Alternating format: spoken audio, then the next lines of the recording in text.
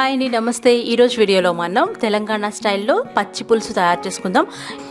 ఒకవేళ మీ ఇంట్లో కూరగాయలు లేకపోతే ఈ పచ్చి పులుసు ట్రై చేయండి. చాలా ఈజీగా, టేస్టీగా, తినడమే కాదు గ్లాసుల కొద్దీ తాగాలనిపిస్తుంది. మరి అంత బాగుంటుంది. మీరు తప్పకుండా ట్రై చేయండి. దీనికోసం మనం ఒక పెద్ద నిమ్మకాయ సైజ్ అంతా చింతపండుని 1/2 లీటర్ నీళ్లు పోసి నానబెట్టుకోవాలి. ఒక 10 నిమిషాలు అయితే నానిపోతుంది. అది నానే లోపుగా మనం పచ్చిమిరపకాయలకి కొద్దిగా నూనె రాసి ఒక 10 వరకు పచ్చిమిరపకాయలని మంట మీద కాల్చుకోవాలి. ఒకవేళ ఇలా కాల్చడానికి అవకాశం లేకపోతే ఫ్రై కూడా చేసుకోవచ్చు. ఇలా మంట మీద కాల్స్తేనే మీరు అచ్చమైన పచ్చి పులుసు టేస్ట్ని ఆస్వాదిస్తారనమాట. సో ఇలా మీడియం ఫ్లేమ్లో పెట్టి అన్ని వైపులా తిప్పుతూ ఇలా నల్లగా మాడేంత వరకు పచ్చిమిరపకాయలని రోస్ట్ చేసుకోవాలి, అంటే కాల్చుకోవాలి. తర్వాత స్టవ్ ఆఫ్ చేసి చల్లారబెట్టాలి. ఇప్పుడు మనం నానిన చింతపండుని గుజ్జు తీసుకోవాలి. బాగా పిసికితే చింతపండు గుజ్జు వస్తుంది. ఇలా చింతపండు గుజ్జు తీసిన తర్వాత ఒక ఫిల్టర్లో వేసుకొని ఫిల్టర్ చేసుకోండి. అదే చింతపండులో 1 లీటర్ వరకు నీళ్లు పోసుకోవాలి. అది పక్కన పెట్టుకొని ఒక 10 వరకు ఒలిచిన వెల్లుల్లి రెబ్బల్ని అలాగే 1 టేబుల్ స్పూన్ జీలకర్ర వేసి ముందుగా దంచాలి. జీలకర్ర వెల్లుల్లి ముద్ద నలిగిన తర్వాత మనం కాల్చుకున్న పచ్చిమిరపకాయలు వేసుకొని ముద్దగా దంచుకోవాలి. ఇలా మీరు మిక్సీలో కూడా చేయొచ్చు.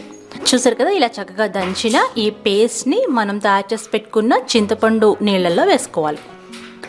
1 లీటర్ నీళ్ళకి ఈ కొలత సరిపోతుందనమాట. మీరు ఎక్కువ చేసుకుంటే ఎక్కువ పచ్చిమిర్చి, వెల్లుల్లి ఇవన్నీ వేసుకోవాలి.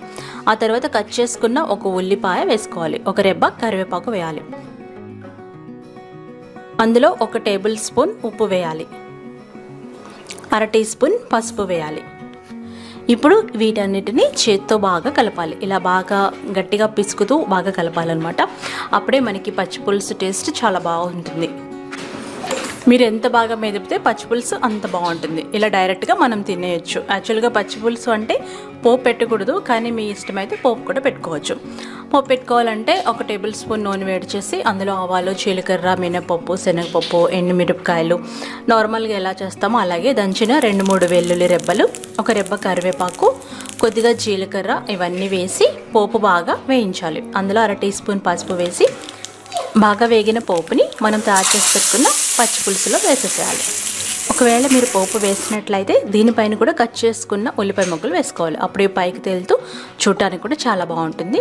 సో ఫ్రెండ్స్, మీ ఇంట్లో కూరగాయలు లేకపోతే ఈ పచ్చి పులుసు ట్రై చేయండి. చాలా టేస్టీగా ఉంటుంది. మీరు ఖచ్చితంగా నాకు ఫీడ్బ్యాక్ పంపిస్తారు. మరి ఇలాంటి వంటల కోసం అత్తమ్మ టీవీని సబ్స్క్రైబ్ చేసుకోండి. ఈ వీడియో మీకు నచ్చితే లైక్ చేయండి, మీ ఫ్రెండ్స్కి షేర్ చేయండి.